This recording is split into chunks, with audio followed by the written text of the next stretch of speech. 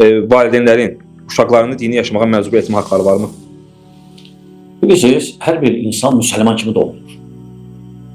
Sonra onun valideynləri onu məcbur eləyir, cühud eləyir, bir də xaçpərəst eləyir.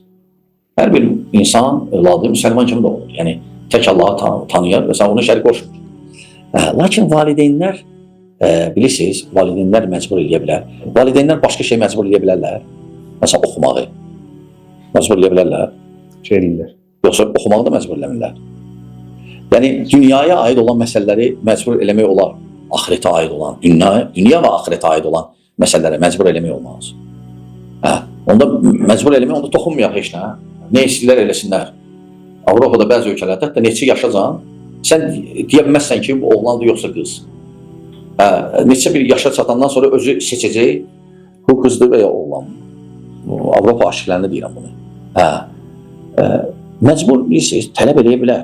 Necə ki, tələb eləyir oxumağı, necə tələb eləyir bunu eləmə, necə tələb eləyir bunu elə, necə tələb eləyir bura getmə, bura get. Valideyn məsuliyyət daşıyıraq öylədir səndə. Əgər biz toxunmasaq, indi nə baş verəcəklər? Məsələn, indi nə deyim? Məsələn, valideynlər dini cəhətdən savadsızdılar. Sən məsələn uşağı toxunma. Uşaq onsuz da telefon əlindədir. Telefonda da hər şey var. İşi dinləyəcən dəvət edir telefonda. Əl-Qaidə. Hələ mən başqalarından danışmıram. Valideynlər də xəbəri yoxdur, valideyn baxmır, uşaq nəyə baxır, hansı qrupdadır. Sən uşağı onsa dəvət edirlər, sən eləməsən də. Ona görə valideynlər dini maarifçiliyi artırsınlar ki, belə olanda desinlər, bu düzdür, bu fikir səhvdir, başa salsın uşağın. Elə radikallığın düşməyinin səbəblərindən də biri valideynlərin savadsız olmasıdır, dini cəhətdən. Ümumiyyətlə, əlbəttə valideyn məsuliyyət daşıyır, valideyn istəyir ki, məsələn, övladı narkomaniyadan çəkinsin və s. Çünki bu saat cəmiyyətdə belədir ki, sən dinsiz uşağı qora bilməyəcəksən. Düz deyək, bu mütləq şəkildə deyil, ola bilər qorunsun, lakin az olur. Amma din belədir ki, ərdən dinlə də çaşmaq olar, mən demirəm. Ancaq ümumən baxanda, çünki valideyn deyəndə uşaq çıxır bayrağa öz bildiyini eləyir.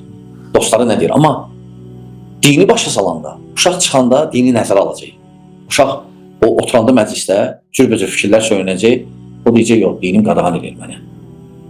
Din əslində tərbiyə üçün ən böyük vasitələrdən biridir. O, bilirsiniz, sadəcə bizdə savadsızlıqdır. Radikallıqla İslam dini səhv salıblar. Ona görə istəyirlər ki, radikallıqdan uzaqlaşdırsınlar, tam kəsirlər. Sən tam kəsə bilməyəcəksən. Tam kəsə bilməyəcəksən və bu işte yaxşı əlamət deyil, bəli. Əlbəttə, valideyn çalışmalıdır, övladı əxlaqlı olsun, elmli olsun,